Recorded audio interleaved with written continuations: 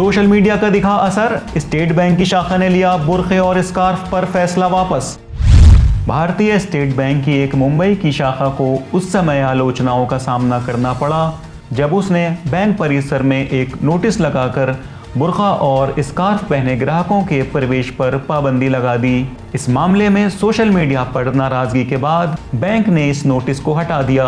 SBI की ये शाखा मुंबई के कुर्ला ईस्ट के नेहरू नगर में है, जो मुस्लिम बहुल्य इलाका है। हिंदी, मराठी और अंग्रेजी में लिखे इस नोटिस में कहा गया था कि बैंक की शाखा के परिसर के अंदर बुर्खा और स्कार्फ पहनने पर पाबंदी है। सोशल मीडिया पर स्थानीय कार्यकर्ताओं द्वारा इस मुद्दे को उठाए जाने के बाद बैंक ने शाखा परिसर में लगे इस नोटिस को हटा दिया और 3 नवंबर को ट्वीट कर माफी भी मांगी। एसबीआई के आधिकारिक ट्विटर अकाउंट से ट्वीट कर कहा गया कि नकद पैसा निकालने और दूसरे लेन देन के दौरान सुरक्षा के मद्देनजर ये नोटिस लगाया गया था और इसके पीछे कोई और दूसरी मंशा नहीं थी। कुछ लोगों ने ट्वीट कर एतराज जताया कि नकद लेन देन के दौरान सिर्फ बुर्खे और स्कार्फ पहनने पर ही परेशानी क्यों है, जबकि कोविड-19 एहतियाती उपाय के तहत कस्टमर्स को मास्क से भी चेहरे को कवर करना पड़ता है।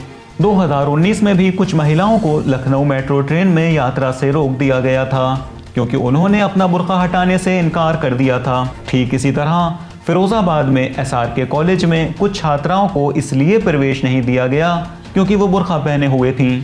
2019 में लोकसभा चुनाव के दौरान भाजपा सांसद संजीव बलियान ने आरोप लगाया था कि बुर्का पहने मतदाता फर्जी वोटिंग के लिए जिम्मेदार हैं, जबकि इस आरोप को चुनाव आयोग ने खारिज कर दिया था।